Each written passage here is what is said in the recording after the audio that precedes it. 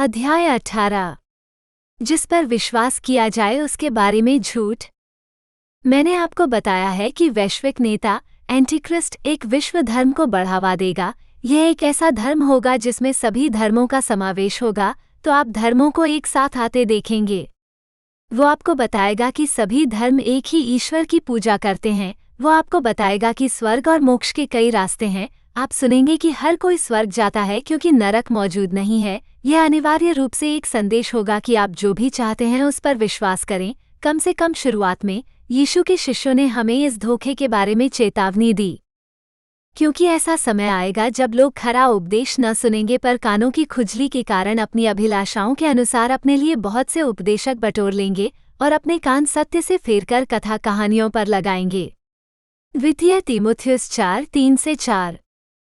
परंतु लोगों में झूठे भविष्यद्वक्ता भी उठ खड़े हुए हैं, और उसी प्रकार तुम्हारे बीच भी झूठे उपदेशक होंगे जो नाश करने वाले पाखंड का गुप्त प्रचार करेंगे और उस स्वामी का इनकार करेंगे जिसने उन्हें मोल लिया है, और अपने आप को शीघ्र विनाश में डाल देंगे।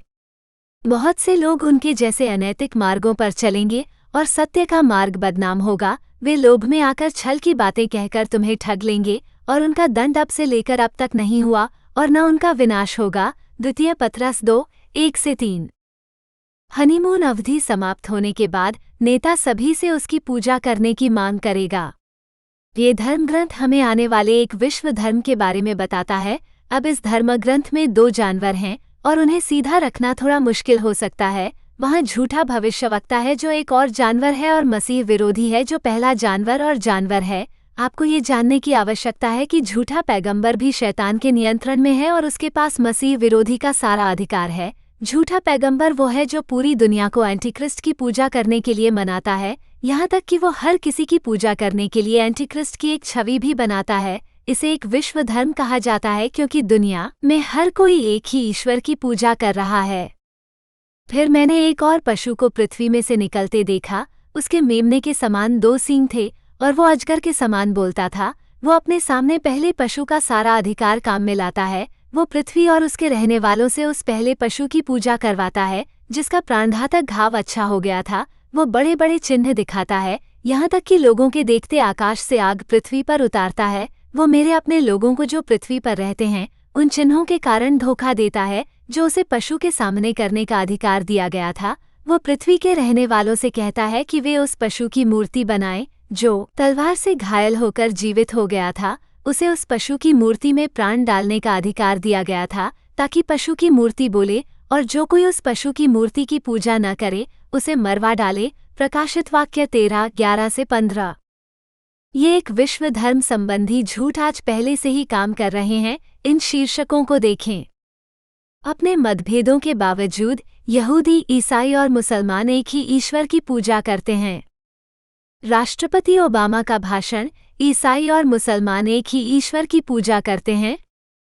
न्यूयॉर्क में पोप फ्रांसिस ने क्रिस्लाम को गले लगाया और एक विश्व धर्म की नींव रखी। वेटिकन ने इतिहास रचा। पोप ने इस्लामी प्रार्थनाओं, कुरान पढ़ने की अनुमति दी। स्नाइडर, एक विश्व धर्म पोप और इस्लाम के शीर्ष इमाम द्वारा ऐतिहासिक अनुबंध पर हस्ताक्षर के रूप में सामने आया है। उम्मीद है कि अब तक आप बड़ी तस्वीर और टुकड़ों की सच्चाई को एक साथ देखना शुरू कर देंगे। चूंकि आपने जान लिया कि यह विश्व नेता वास्तव में शैतान है, तो क्या इसमें कोई आश्चर्य की बात है कि वो एक विश्वव्यापी धर्म बनाता है? उसका लक्ष्य क्या है?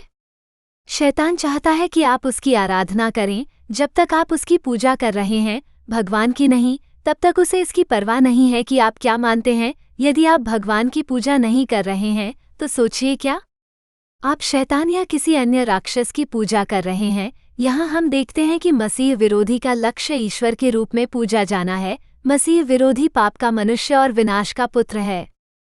किसी रीति से किसी के धोखे में न आना, क्योंकि जब तक बलवा न हो ले और वो पाप का पुरुष अर्थात विनाश का पुत्र प्रकट न हो, जो सब परमेश्वर कहलाने वाले या पूजनीयों का विरोध करता और अपने आप को बड़ा ठहराता है, यहाँ तक कि परमेश्वर के मंदिर में बैठकर अपने आप को परमेश्वर ठहराता है। द्वितीय थिस्सलुनीकियों 2:3-4। इस वैश्विक धर्म के बारे में आपको जो कुछ भी बताया जा रहा है वो झूठ है। सच तो ये है कि ईश्वर एक ही है और मुक्ति का मार्ग भी एक ही है। ये यीशु के माध्यम से है, और वहाँ स्वर्ग और नर्क दोनों हैं। शैतान के सबसे बड़े झूठों में से एक लोगों को यह विश्वास दिलाना है कि वो स्वयं अस्तित्व में नहीं है और नरक भी नहीं है। यीशु ने उससे कहा, मार्ग और सत्य और जीवन मैं ही हूँ, बिना मेरे द्वारा कोई पिता के पास नहीं पहुँच सकता। यूहन्ना 14:6।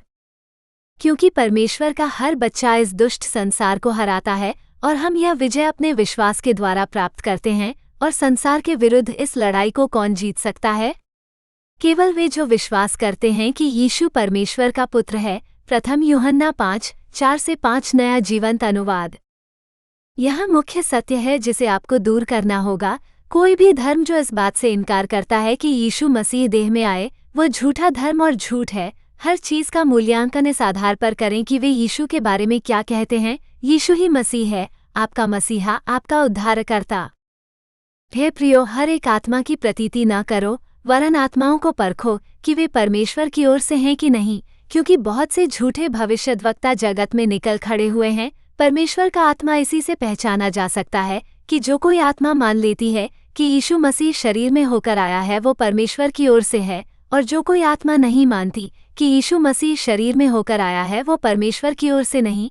और वही तो मसीह विरोधी की आत्मा है, जिसके विषय में तुम सुन चुके हो कि वो आता है और वो जगत में भी है। प्रथम यूहन्ना 4:1-3। मैंने तुम्हें इसलिए नहीं लिखा कि तुम सत्य को नहीं जानते, परंतु इसलिए कि तुम उसे जानते हो, और इसलिए कि कोई झूठ सत्य से नहीं। झूठा कौन है? केवल वो जो यीशु को मसीह मानने से इनकार करता है।